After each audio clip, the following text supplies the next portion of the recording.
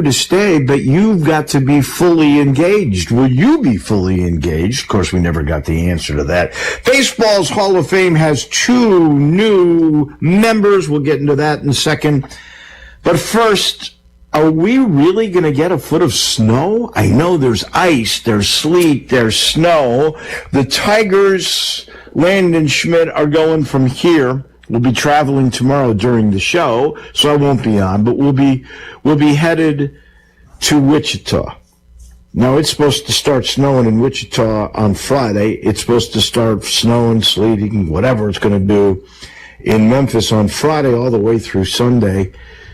Landon Schmidt, am I going to get home after that Wichita State game? We should land around 8, 9 o'clock. Is there any chance the Tigers and myself will get back to Memphis Saturday night, or are we really going to get a foot of snow? Well, I certainly hope you do get home and get home safely, but how it's looking right now, 38 degrees is the high for Friday, 28 degrees is the high for Saturday, so 60% chance of rain or quote-unquote snow for Friday, and it sure looks like it's coming on Saturday, so it could be a toss-up in the air. I don't know.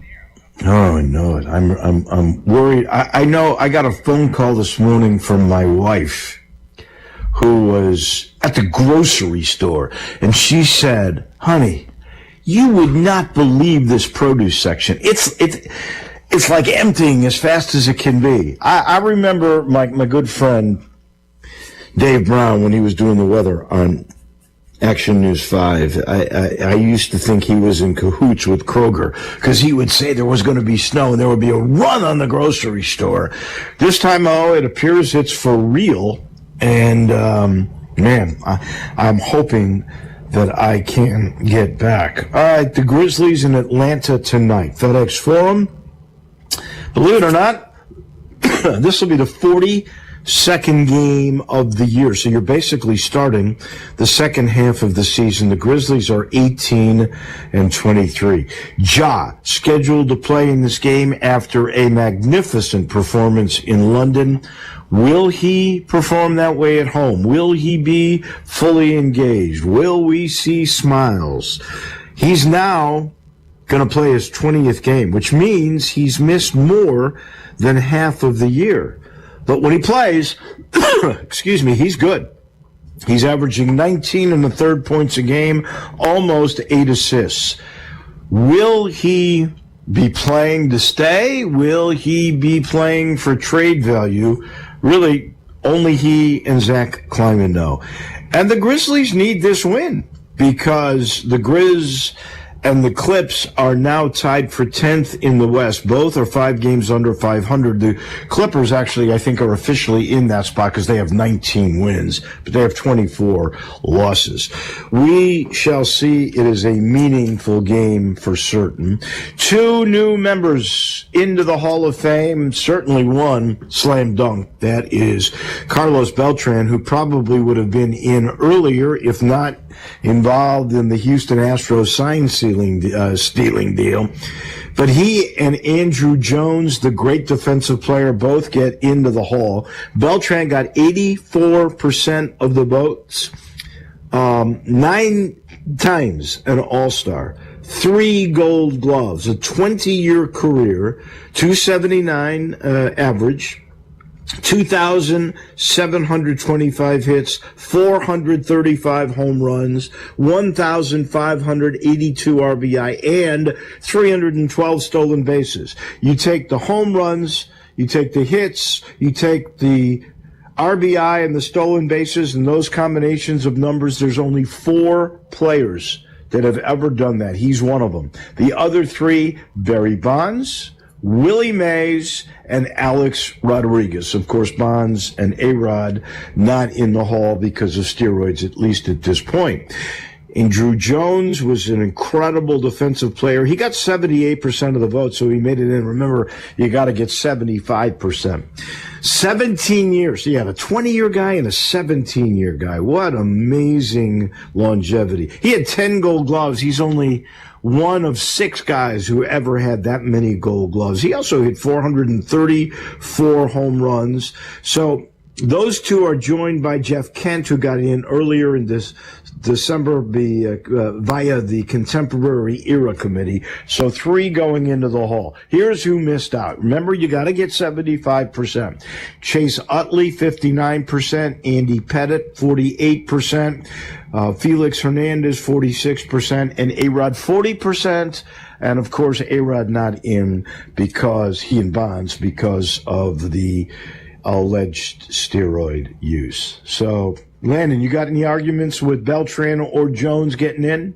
Well, as a Met, I have no argument with Carlos. Wish it was just a little bit sooner, but no, I have no grievances with any of these guys. Yeah, no, I'm with you. And then back for just a second, the Tigers and the Golden Hurricane, who are really having a surprising year, one of the better offenses in the country. They shoot threes in conference at 46%. This team has had 3 games in the 100s. They've had 5 games in the 90s. Yeah, you heard me correct. They don't defend all that well. They're actually the favorites in the game. It started at 6.5. I looked this morning. It was going down 5.5. They're the best shooting team Memphis has seen. Better than Purdue, better than Vandy, better than Louisville, who killed the Tigers in that game with threes. That's how good this team is. We don't know if Aaron Bradshaw is going to play. We don't know if Julius Tedford's going to play. I suspect Tedford would. This 3-game stretch that starts tonight will let you know if the Tigers are going to be good enough to get the double bye to get to the semis of the tournament in Birmingham at the end. And remember, the only way the Tigers will get into the NCAA tournament is to win the American. And at this point, the Tigers are in a good place. They're 4-1, so is FAU. You got a bunch of teams that have 2 losses, and this Tulsa team is one of those at 3-2. But then again, they're having their best. I think it's their best team in about 10 years, at least since Frank Haight, for sure. And the Tigers are the underdogs. So we will see what will happen. We've moved the Family Leisure Studios out west here in Tulsa, but the floor model sale still happening at I-40 and Wooden Road. New year, new sale, and it's a great one with big discounts on hot tubs, swim spas, even the cold plunges, because they're moving things out. So you got a chance to really save if you do it now. Tell them we sent you. Rooms got to be made. So do the deals at Family Leisure, Witten Road and I-40, where family and fun all come together. Speaking of fun times, it's a different time. It's time for Dennis on Dave. Dennis on Dave. Dennis on Dave. Welcome to Dennis on Dave. Good morning, Mr. Philippi. Have you made it to the grocery store yet? Oh my gosh, yes, of course I have. This, and I came in today. I'm here. I'm in the studio today. I came in the freezing rain into the studio because I think this will be the last time I'll be able to leave my house this week. And there's no better reminder than cold rain to tell you that you're going bald.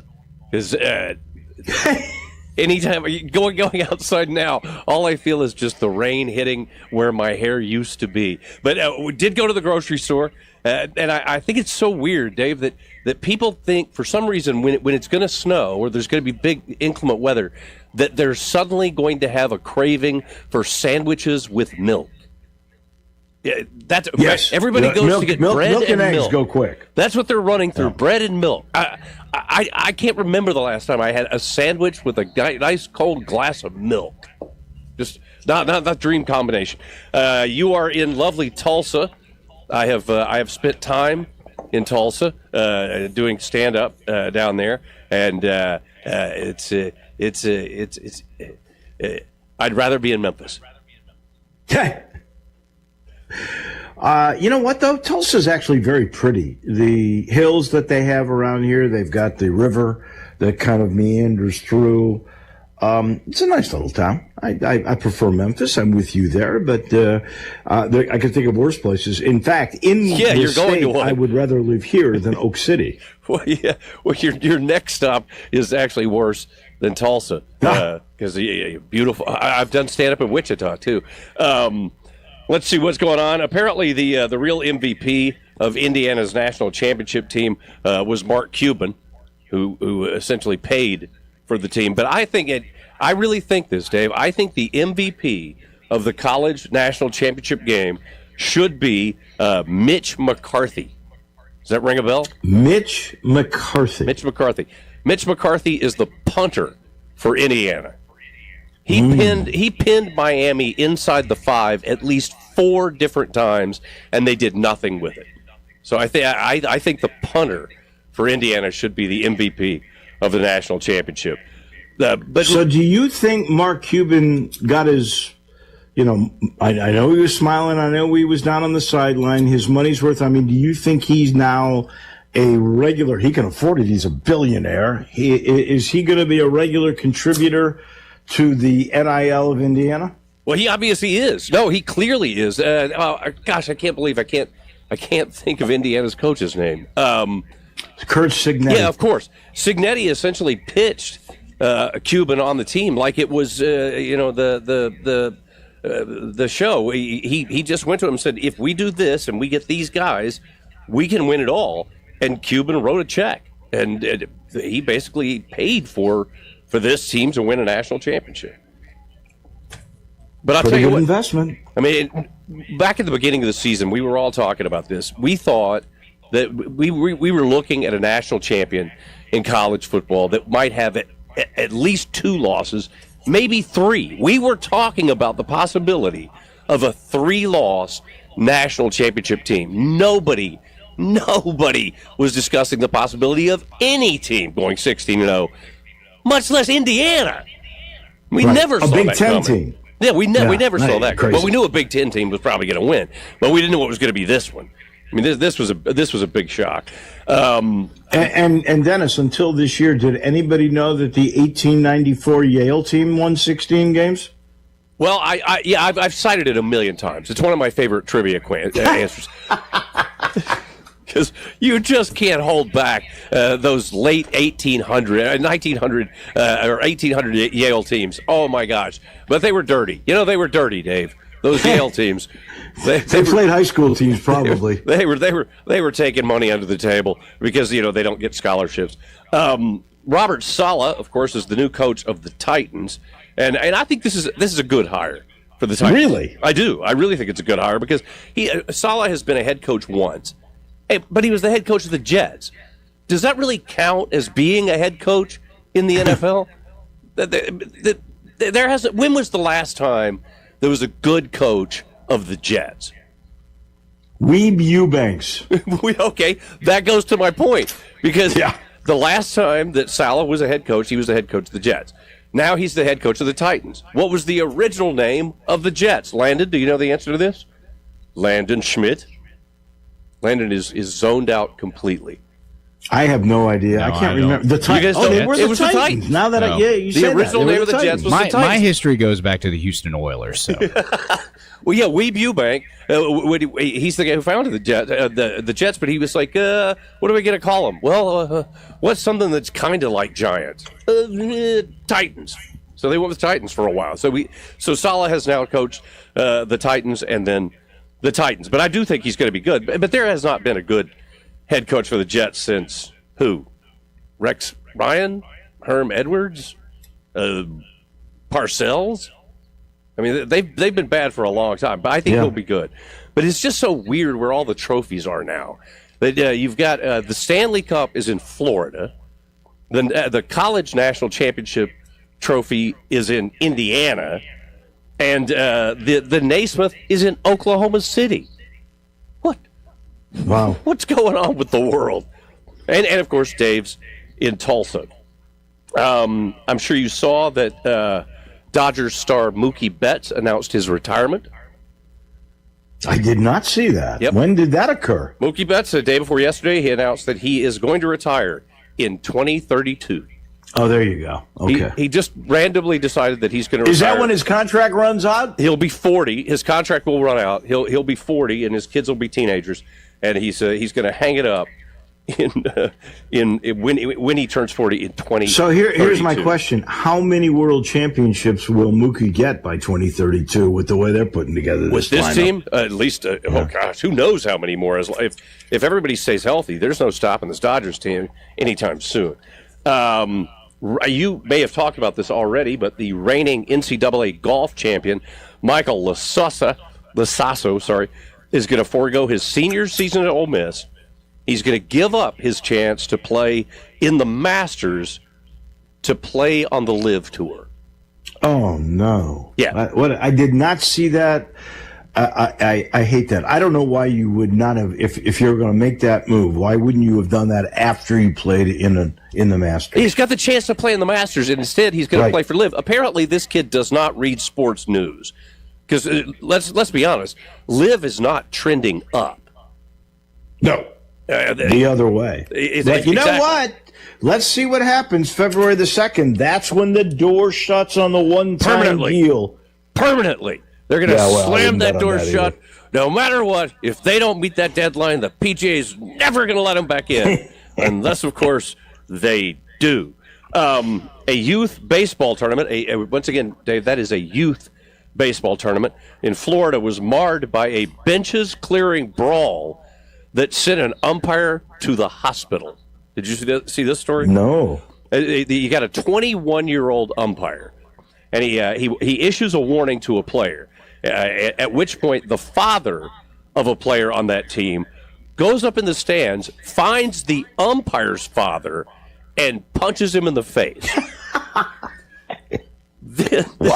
I'm not making this up. The umpire then went to defend his father, and the guy who punched his father in the face punched the umpire in the face. At which point, all of the benches cleared. All the kids are fighting. The kid of the guy who punched the coach, or rather punched the umpire's father and the umpire, his son, who was on the opposing team, was kicking the umpire while he was down. My goodness. He was dragged out of the fight, immediately ran back in, went back to kicking the umpire. The father's buddy, and the kid have all been arrested, and the umpire was sent to the hospital. So wow. Have they got video of this? Oh, yeah. Oh my gosh. Yeah, there's video of everything, Dave. Somebody's pointing a camera phone at you right now. Walking around in your hotel room right now, somebody's pointing a camera at you. Well, they see too much. I'm not looking forward to seeing the video, but I believe it exists. That's all I'm saying. All right, you have fun in Tulsa, buddy. I will try to do that. Wait. One last thing. Yes. Ja traded, or is there going to be peace in the family? No, Ja is absolutely going to be traded. No, you've said it. You've said it. You've worked it in a number of times. Trade value, or whether or not Ja is maybe putting a little more effort into it so that he's more appealing to a better team, one way or the other. But Ja is definitely going to be traded. It's too late now. I'm with you. This well has been tend poisoned. To agree. It's too late now. Well, the clock is ticking on that one too. It's ticking on the Live Tour February the 2nd, and I think it's the 5th. That is the end of the trade deadline for the NBA. I mean, John, I believe, and again, I get a lot of grief about this because I've said that I think Ja should be traded. I like Ja. I like Ja a lot. I think Ja's a great guy. I think he's a great kid. He's just always hurt, and it's very frustrating. And we need somebody who is going to be available for more than 35 games a season. So no. He's fun to watch, and when he plays, he delivers usually. And well, it's everybody's worst nightmare that he's going to go to another team and stay healthy. That's the worst thing we can imagine is that he's going to go somewhere else and succeed where he didn't succeed here. But I don't think he will be a Grizzly on the 6th. Okay. Thank you, my friend. We appreciate it. We'll talk next Wednesday. All right. That's our guy, Dennis Philippi. He's brought to you by Dinstall's. I got a call from Becky today. She goes, Tell everybody on their way to the grocery store. You're all on your way to the grocery store. Stock up on your favorites before the stormy weekend. Go to the store, but then stop by your favorite Dinstals. We got 5 locations. Now, if I were you, Cashew Crunch lasts forever. You don't have to worry about it melting or anything. Get some of that. And then my second favorite thing is the turtlettes. You got to get some of those too. They may melt on you, but in this icy weather, that's not going to happen. So on your way to the store, no, there's 5 different places that you can go and get your Dinstals. You can get them where they make them. That's on Pleasant View. If you live in the burbs, we got Collierville. We got Germantown. If you live downtown, they got that quaint little store on Main Street. And then, of course, in my neighborhood, they've got it in Laurelwood. You're on your way to the store, I know it, but you got to have something sweet to make you feel good about staying at home all weekend. Make sure you stop by Dinstals. We're going to stop in a minute and then come back to talk business of sports with former General Manager of Channel 24 and 30, Joe Dank. We talk biz in just a minute. Start your day with Sports 56 Mornings with Greg Gaston and Eli Savoy. Weekday mornings from 7 to 10, right here on Sports 56 and 98.5 FM. Just like Bell Tavern is a haven from the heat during summer, it's just as much a refuge from the cold this time of year. Bell Tavern, Memphis's perfect downtown neighborhood bar, has always specialized in cozy. Whether it's a cool, not too brightly lit escape from hot weather or a warm, not too brightly lit escape from winter, the atmosphere at Bell Tavern simply cannot be beat. Just because it's chilly outside doesn't mean you might not be craving a cold beer or a signature cocktail or maybe just the company of new friends. So stop by and watch the frigid world pass by Bell Tavern. Listen up, Rebel fans. Your next winning drive starts at Landers Ford in Collierville. Their game plan is simple. Find you the most savings possible. Make a trade, lower your payments, or let them buy your vehicle even if you don't buy from them. That's how you keep moving the chains. Just like the Grove on game day. Fans all across the Mid-South keep coming back to the #1 Ford dealership in Greater Memphis. See them today in Collierville or online at LandersFordMemphis.com. When you own a Landers Ford, you get the support of a certified service tech with the Landers Ford Remote Service Experience Program. They pick it up, drop it off, or fix it on the spot, so you're never left watching from the sidelines. To finish the drive, the iconic Landers Easy Pass always brings more for your trade and the biggest discounts to put you in victory formation. And now, straight from the 1977 Ole Miss football team that took down #1 ranked Notre Dame, the final snap of the day from Landers Ford President Don Kitchens. If it doesn't say Landers, you paid too much. As reported on Ford's 2024 Total New Vehicle Retail Sales Report, Memphis Market.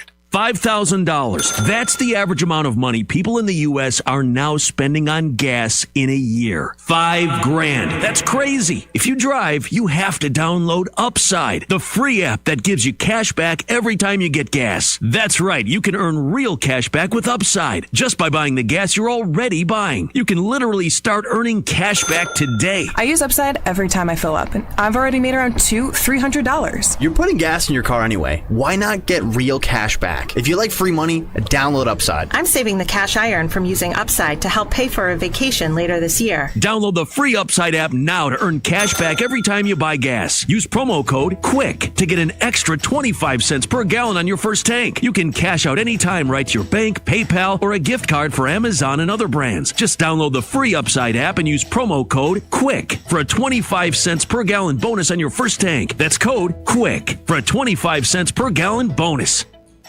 You'll drive with peace of mind in your new Kia from Bobby J today at Gossett Kia on the Pike. Get sporty style driving in 2025 Kia K4 LXS. $196 a month. Yeah, $196 a month for Kia K4 LXS. Or take your pick. 2025 Kia Sorento LX or 2026 Kia Sportage Hybrid LX. Your choice. $297 a month. Yeah, $297 a month for your choice. Kia Sorento LX or Kia Sportage Hybrid LX. All 24-month lease, $39.95 due at signing. Plus, peace of mind with Kia's 10-year, 100,000-mile powertrain limited warranty. Ask for Bobby J. He'll put you in a new Kia today at Gossett Kia, 1900 Covington Pike. Online, KiaCovingtonPike.com. If you want it, we got it at Gossett Motor Cars. K4 SC 207,583, MSRP 24,375. Sorrento SG 405,837. Sportage TS 271,780, MSRP 31,865. Includes all rebates and incentives. 895 PF plus finance through KFA. Excludes tax title license with approved credit. Dealer stock only. See dealer for complete details. Offer valid through 2/2/2026.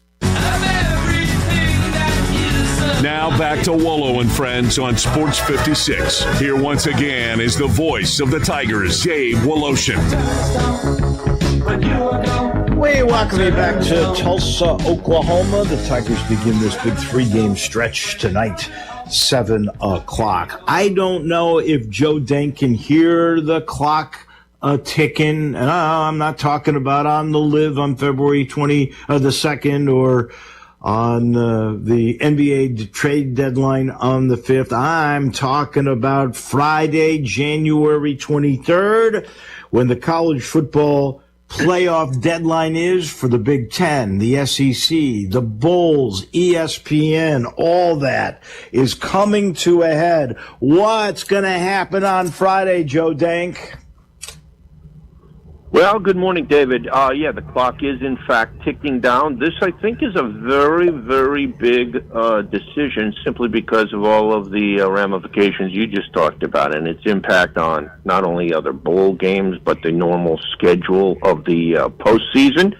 We've talked in the past on this program about the overall supply of postseason college football games.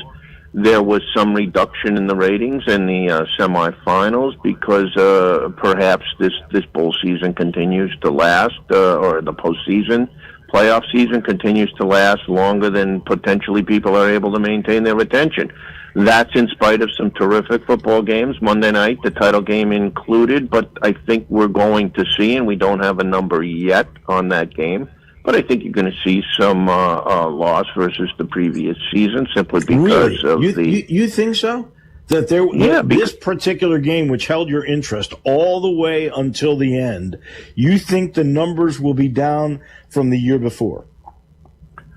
Simply because of the two names of the teams playing versus the two names of the teams that played a year ago. I mean, it has been proven again and again and again that the big legacy names. I mean, last year was Ohio State, Notre Dame, right? Right. Does it get bigger than that? Maybe a little bit, but there's only some interchangeable parts there.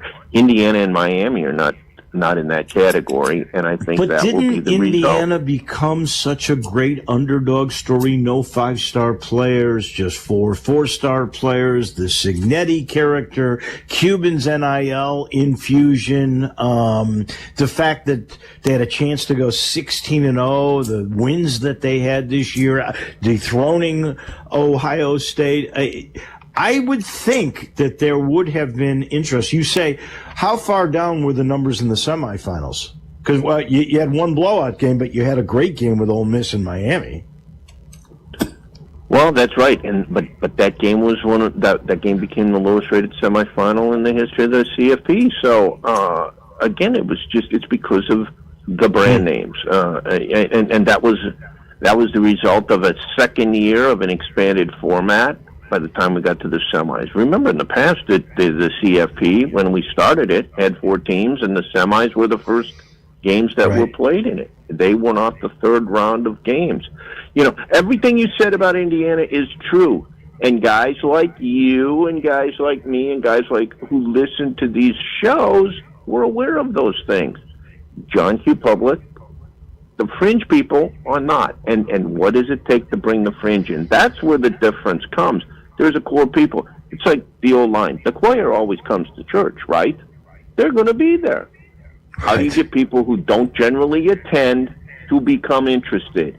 And usually what brings them are the people who are a non-hardcore, non-specifically interested, and non-affiliated fandom. You know, remember back to Michael Jordan's impact on the NBA. There were people who knew that Michael Jordan was on the Bulls and did not know that other teams had teams. Other cities had teams. It was an amazing thing, you know. So it's always, how do you bring those fringe people in, and that's how you set records. That's all. You're going to talk a little bit about bowl attendance in a few minutes. I know that. You're talking about the semis being down. The great game between Ole Miss and Miami with the non-call on what many think was pass interference. That's the lowest rated semifinal game. That's hard for me to believe, but I believe you. So it makes me wonder, Do you think, because we've expanded to 12 games and maybe 16 or 24, we'll get into that in a second, and attendance being down in all those bowl games and talk of contraction, are we seeing college football fatigue? I think that's something that you might consider right now, and those are interesting things. One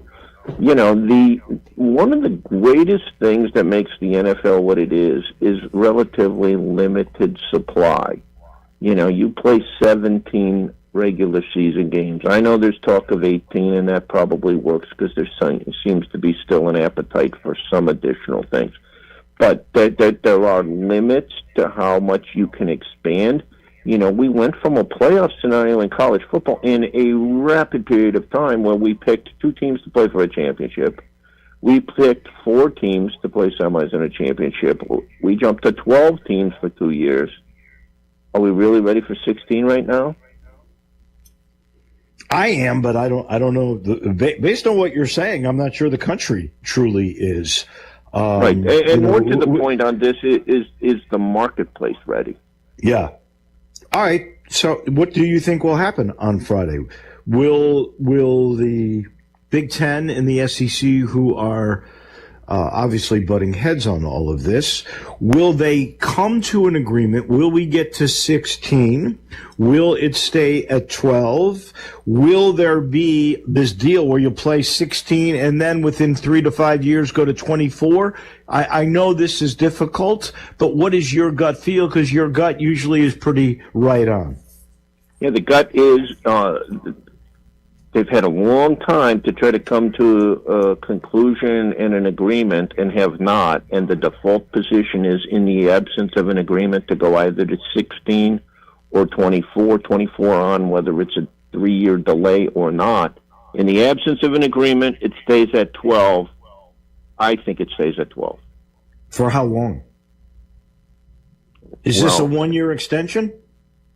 I think likely they'll do that only to give themselves some options going forward. I think that probably gives everybody a chance to review and to continue to try to come to a deal. But I think 12 is the right number given the number of weeks it takes to conclude this. I mean, remember, the first games in the playoffs were played on December 19th. The title game was literally a month later, basically to the day. That's a long extension for everybody associated with the sport. You make it any bigger, it's going to get longer. It's going to displace teams that could otherwise participate in bowl games. And you're going to have, at 16, you need 4 additional games on that. You need additional games on that first weekend. And the first weekend has been the difficult one in terms of finding time periods to play away from NFL competition. So I think there's a real dilemma to expansion for as many reasons as some people might think it would be nice to expand it. The other one, and it's one thing we have not mentioned here, and I think it's really important because and some of this comes from people who are really in favor of keeping it the way it is, and that is not to in any way diminish the importance of the regular season games. That's been one of the great things about college football. Regular season games count. And the second thing is, not every conference is ready to give up its conference championship game because they control all of the revenues associated with that. And if you go to the expanded model of 24, the conference championship weekend is out the window. Definitely, that would be gone. It's interesting to me. I've always thought, I know they want the Bulls in the holiday season, but I've always thought it made the level of quality football diminish a bit because you've got 4, 6, 7 weeks before your last game for a lot of these bowl teams before they play in a bowl game. Now we know about all the opt-outs and everything else. Look, Miami, Indiana played 16 games. Had they not gotten a bye in the first round, that would have been 17 games. That's an NFL season. That's tough on these guys. And I wonder, because of all this and the college football fatigue that I might have mentioned, if that's affecting bowl attendance. You got numbers. Look, I totally agree with that. How many times are you asking fans to buy tickets and airplane tickets and go somewhere? That gets very difficult. This Indiana thing was a one-off. This was unbelievable, but this is a once-in-a-lifetime. A team that literally a few years ago had the most losses in college football history runs the table this year. It's a great story. It's a great accomplishment. There's not going to be a story like this anytime soon again. I agree. I don't think it will. What about, we've talked about this, the Gasparilla Bowl. They had inflated numbers. They probably had 8,000 people in the ballpark. We know that the attendance was down at the AutoZone Liberty Bowl with the stadium being the way that it is. What are the overall general numbers that you're seeing on bowl attendance? So the overall attendance now is in, and more than 1.7 million fans attended the 47. That's right, 47 postseason games. That started back on December 13. It ended Monday. That's a total of down 9% from the previous season. The average attendance at these 47 games was 30,600. That's down 16% from last season, because last season there were only 46 games played. There was one additional game this year. So, it's down 16%. Those are people buying tickets in the stadiums. And I found it remarkable. 30,000, if you recall a couple of weeks ago, we talked about where's the number that makes you a good, solid bowl game with a good, solid history, good, solid position in your community and everything else. So we kind of arrived at a figure of 50,000 as attendance. Well, the overall attendance, and remember, this includes some incredible big stadiums. Texas A&M hosted Miami in the first round and had 104,000 people.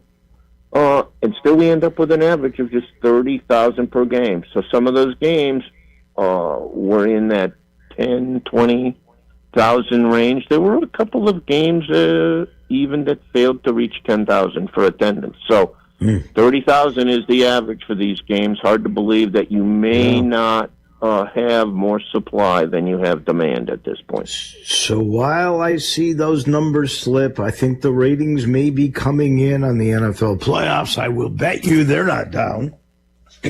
Yeah, I don't think they will be down, and it was very interesting. If you want to know the health of the NFL and the popularity of the sport, look who wants to be on. So we had 4 divisional games last weekend, right? Yes. Buffalo and Denver, Saturday afternoon on CBS. San Francisco, Seattle, Saturday night on Fox. Houston, New England, Sunday afternoon on ABC. The Bears and the Rams, Sunday night on NBC. 4 major over-the-air broadcast networks, CBS, NBC, ABC, and Fox, all had a piece of the action on last weekend. And now Sunday we revert back to the primary rights holders. As you recall, Fox with the NFC, CBS with the AFC. That's in fact where those games will be. New England plays at Denver Sunday at 2. On CBS, the Rams and the Seahawks play on Fox at 5:30. And it all will culminate on February 8th. NBC, of course, hosts the Super Bowl. And they're using the Super Bowl this year, Dave, as a lead-in once again to the Winter Olympics. Winter Olympics. Mike Tirico's a busy man, huh? I saw him, by the way, he did the Bears game on Sunday night, and then yesterday, on Monday, Martin Luther King Day, the dude was doing the Knicks and Dallas in Madison Square Garden. Wow. By the way, what do you think about Martin Luther King Day and NBC doing all those in the middle of the day in the primetime NBA games? As a fan, I think it was neat. Had I been running an NBA station, I probably would have lost my mind, simply because they are taking away. Think about what stations who had to take those games from NBC lost on a Monday. They lost all of their daytime programming, right, in the afternoon.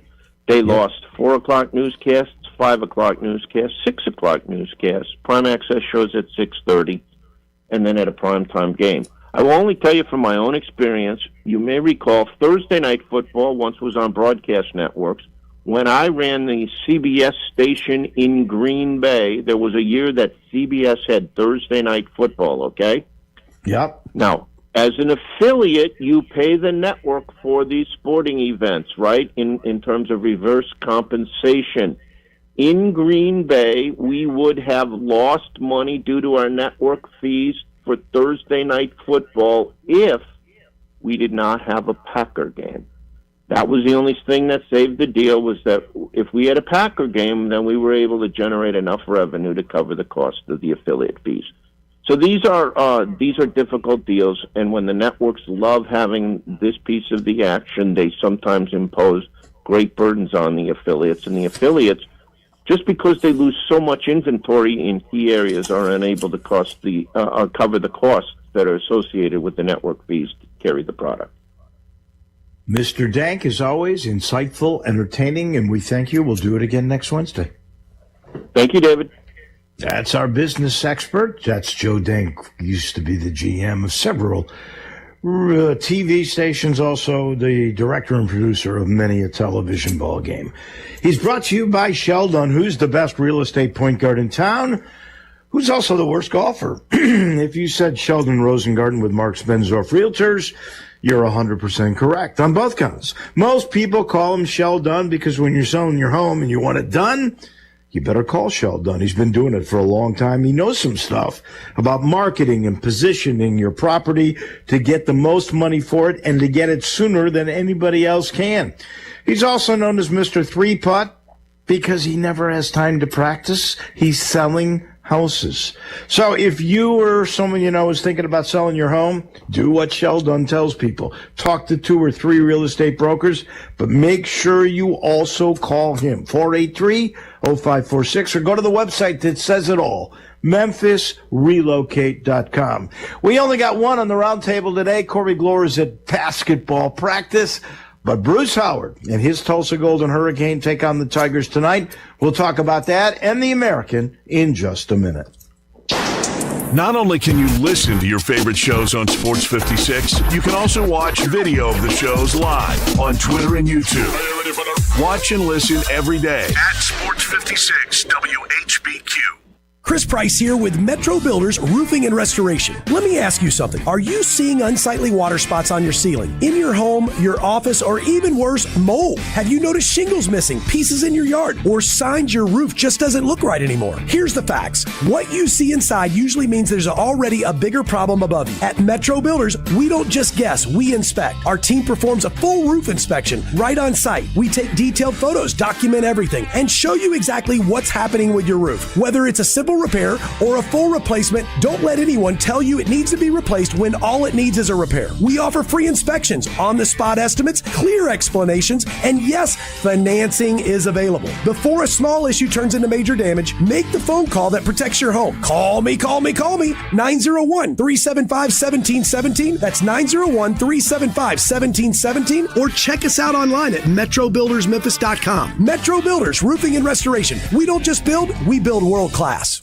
Welcome back to Winter Hack Radio, the place for clever hacks to survive the season. Icy driveway? Well, try spreading sand or birdseed to help with traction. Snowy puppy paws? Well, grab a whisk, brush it off, done. Catch COVID-19? Well, just get... Actually, there's no hack for COVID-19. But if you test positive, prescription medications for COVID exist. Ask your doctor if they're right for you. Visit PfizerForAll.com to learn more. Sponsored by Pfizer. Wesley Financial Group is not a law firm. Ask yourself this question. Is it really worth holding on to that timeshare that you know you need to get rid of? Here's the truth. The average maintenance fee just went up over 17%. That could have been 117%, and there's nothing you can do about it. When you buy a timeshare, you give them a blank check for annual maintenance and assessment fees. I'm Chuck McDowell, founder of Wesley Financial Group. For 15 years, I've helped over 50,000 families cancel their timeshare. Not sell it, not transfer it, cancel it. Did you buy a timeshare because they told you it was a great investment and your maintenance fees would never go up? That's a lie. Are you ready to get rid of your timeshare once and for all? Simply call us and I'll send you our timeshare exit kit that explains all your options for cancellation. Call Wesley now for your timeshare exit kit. 800-282-7766. That's 800-282-7766. 800-282-7766. When I think about Memphis, I think local. And it doesn't get more local than ATC Fitness and Memphis Tiger Basketball. ATC Fitness has been a proud supporter for years of Tiger athletics as well as Tiger cheer and pom squads. So when you want fitness, go local. Go ATC Fitness. Sign up online today at atcfitness.com. ATC Fitness. Exercise your right to look good and go Tigers. ATC Fitness. Exercise your right to look good. Now back to Wolo and Friends on Sports 56. Here once again is the voice of the Tigers, Dave Woloshin. We always end Wednesdays with the roundtable. Unfortunately, Corey Glore from Tulane cannot make today. He's at a practice, but we've got our other partner. That is Bruce Howard, the voice of the Golden Hurricane. They are off to their, well, here's how good they are. They have won 15 games. That number surpasses 4 of their last 5 season totals. That's hard to believe. Bruce, how good is this team really? You guys are 5.5-point favorites tonight. You opened up at 6.5. Yeah, that's a little surprising to be honest with you, but I think this is a really good team. They shoot the ball better than any Tulsa team I've seen, maybe ever, maybe all the way back to the Tubby Smith era. But the numbers don't lie. 49% from the field, 40% from 3-point land. So it's a good team. One of the things that Coach Conkle would say is, we're still a work in progress on the defensive side. There have been some games where they've given up some points to some teams. I mean, Arkansas Pine Bluff shot 51% against Tulsa in a blowout win. That's the high that they've allowed this year. So, it's certainly a great start. It's certainly a fun team to watch, but, you'd be silly if you said, they're unbeatable or whatever. Well, you mentioned Arkansas Pine Bluff. They scored 117 points in that game. I thought I read that was the highest point total in the program's history. Well, that was the highest point total at the Reynolds Center, actually. At the Reynolds Center, yeah, okay. Yeah, at the Reynolds Center. They actually scored 146 But this team, points. My sense is they're the best shooting team we've seen. And we've seen Purdue, we've seen Louisville, we've seen Vandy. They can shoot. And this team is pretty amazing. You got 3 games in 100, 5 games in the 90s, including your first ever win at Bartow Arena where you scored 99. To me, that is incredible. This Conkle group, I guess your starting 5 is plus 87. That's the best plus minus of any starting group in the American. He's really got this concept. You only got 2 guys that played that have come back. How has he put this team together? Well, it's funny. He's done a really nice job of understanding pieces and that kind of thing. And obviously, I think anybody that's in the league would say, hey, it always helps when you have more NIL money, and I think they did. I think they had more money to deal with, no question. But to be able to put some of these pieces together, and you always use obviously your contacts and people and that kind of thing. So somebody like a David Green, who's playing lights out right now, is a guy that even Rhode Island thought wouldn't have a year of eligibility. Being that Conkle knew his history at Louisiana Tech and previously, they knew that there was a possibility that whatever year it was, where he was injured might turn out to be, they could throw away and give him one more year eligibility. So they did their homework on him. Compliance was great. They did a nice job of figuring it all out, and we end up getting David Green, who's been a great piece to the puzzle. But David, they've been really efficient on offense. I think they're in one of the metrics. They're like number 4 in the nation in efficiency, and Coach really likes the points per minute stat. And as long as you can get over, 1.1 points per minute, you think you're doing a pretty good job.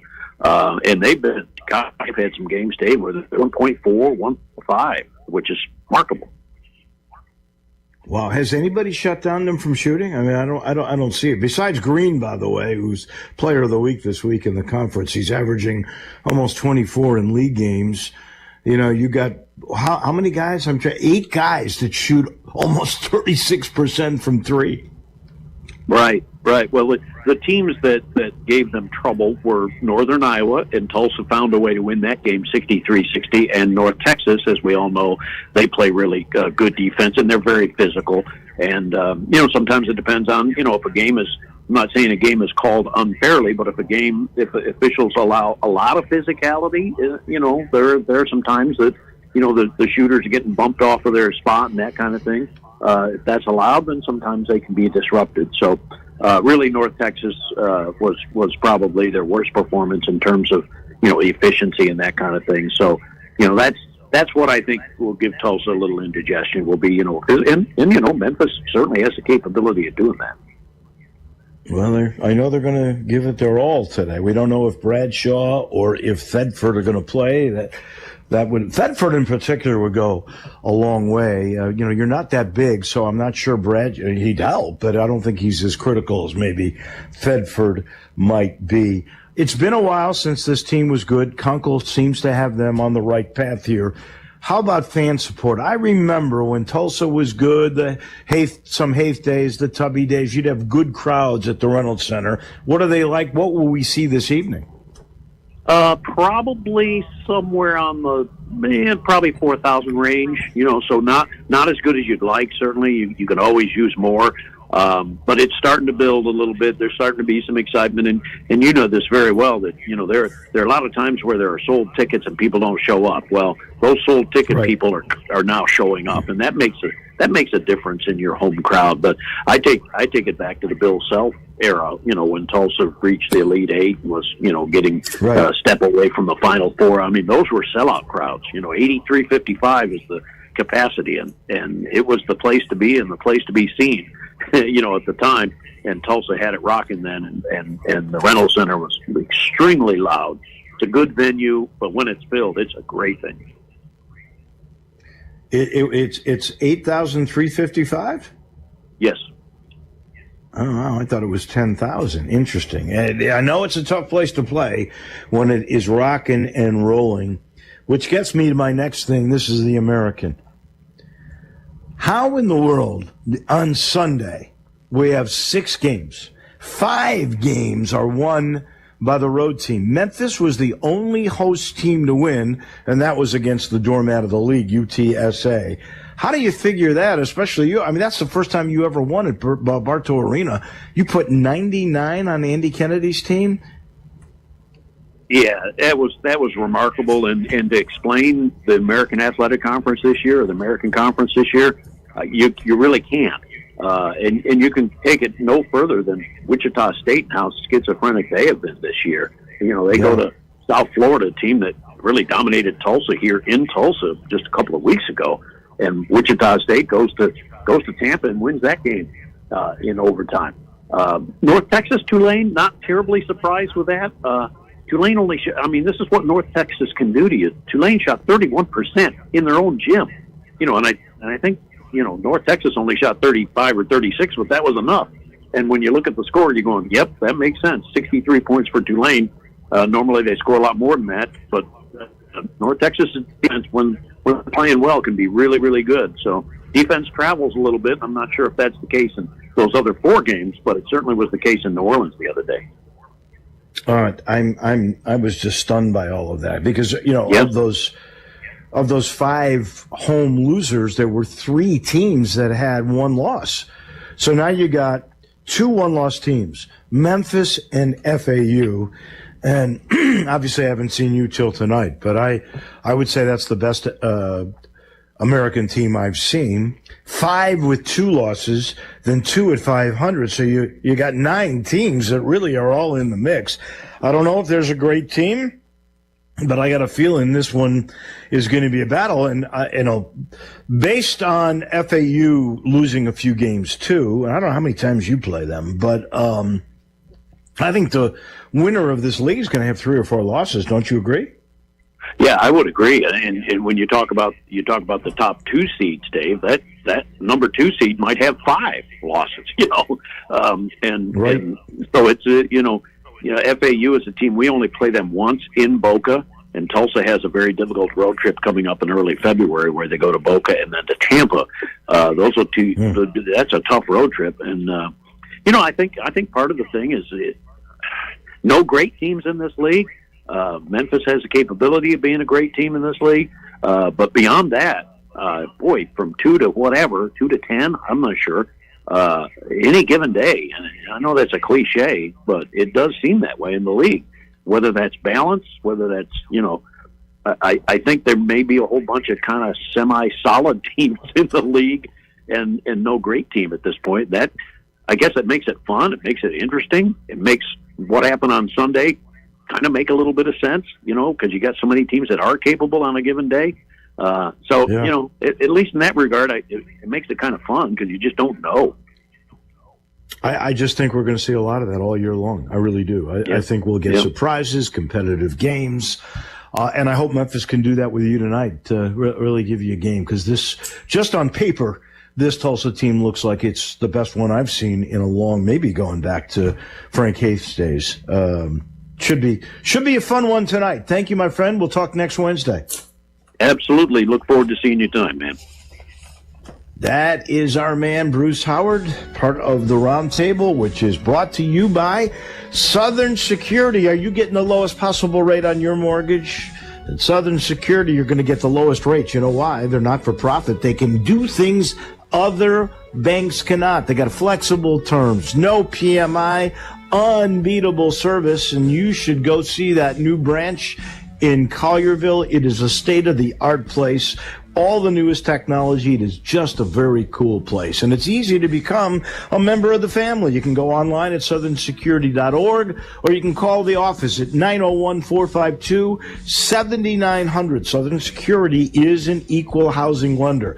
They're big supporters of the Tigers. Southern Security, your home team credit union, federally insured by NCUA. That'll do it for us here in Tulsa. Hope you enjoy the game tonight. I'll have tomorrow off as we travel to Wichita, and that's where I will come from on Friday. It'll be our good friend Landon Schmidt taking you through tomorrow, and we will regroup. In the meantime, Johnny Radio's next. Have a great day, everybody. Stay warm.